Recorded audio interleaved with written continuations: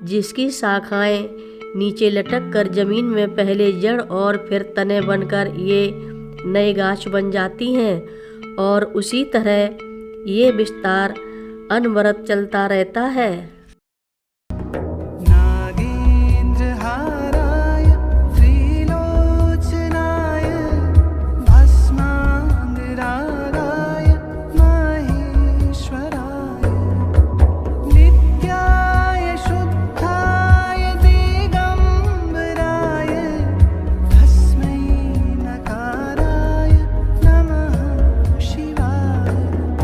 रक्षा सूत्र चैनल पर सभी भक्तों का स्वागत है।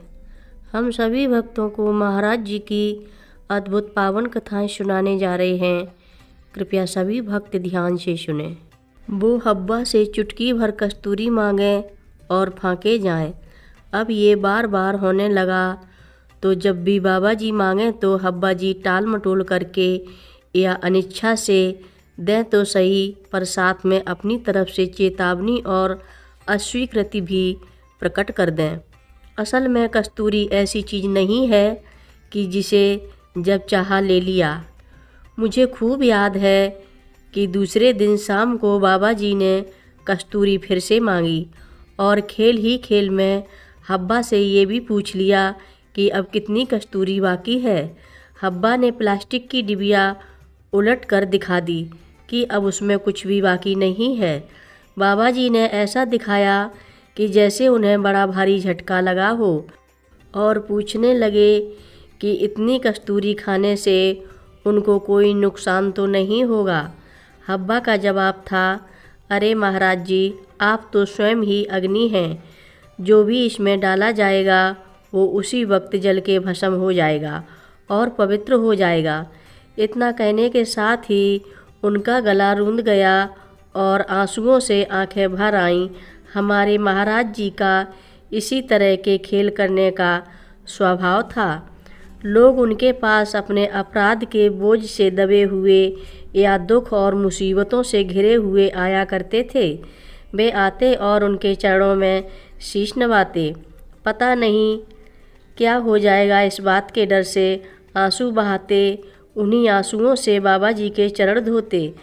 शायद मुसीबत तो तब भी बनी रही होती होगी, पर उससे मन का बोझ और दबाव हल्का हो जाता। अब वे आसानी से सांस ले सकते थे और चित्त शांत हो जाता था। उनकी कृपा से वे अपनी मुसीबत को खाली दिमाग से एक बार फिर से परख सकते थे और खुद ही हल भी निकाल सकते थे।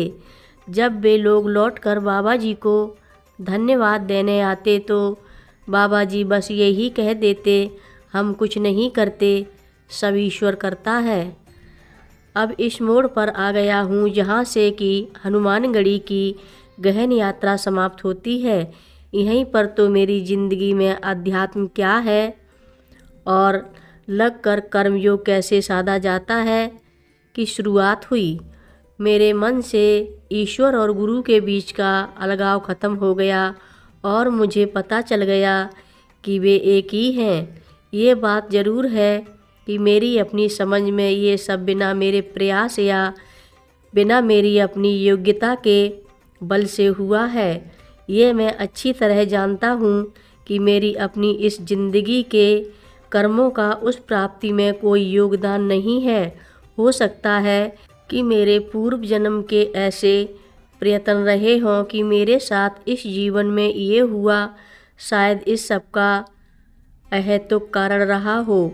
वो है भगवान की खुद की अनायास और अकारण ही हर क्षण मानवों के ऊपर कृपा करने की प्रवृत्ति। कोई भी व्यक्ति कुछ भी मंगलमय कर भर दे, बस भगवान उसे उसी क्षण वरदानों से लाद देता है। अब जो कुछ भी हो, पर ये बात तो साफ है कि असली लाभ तो इस गाथा के लेखक को हुआ है, जिसने बाबा जी के योग गान को मन ही मन गुनगुनाया है, किंतु गद्य में लिपिबद्ध हुआ है। समय गुजरता गया और अब फिर से विदा लेने का वक्त भी आ गया। शायद 27 जून की तारीख रही होगी कि एक सुबह बाबा जी हनुमानगढ़ी छोड़कर चले गए।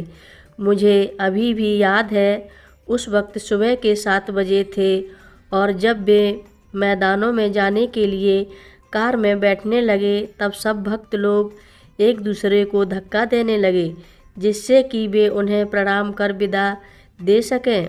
मुझे भी अपना मौका मिला और मैंने दंडवत प्रणाम किया और हमारी आंखें एक दूसरे से मिलीं और मैंने पूछा कि महाराज जी, अब आपके दर्शन कब होंगे?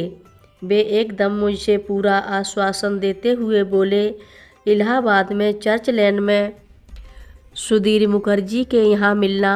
एक दिन तुम्हारा सारा खानदान मेरे पास आएगा।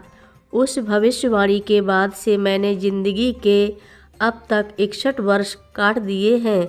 मेरा निजी परिवार, मेरे चाचा चाची, मित्र, व्यावसायिक संबंधी जन, मेरे पुत्री और उसकी भी बेटी और बेशुमार भक्तगण बाबा जी के इस अनवरत कठपुतली के खेल में प्रगाढ़ रूप से जुड़े हुए हैं।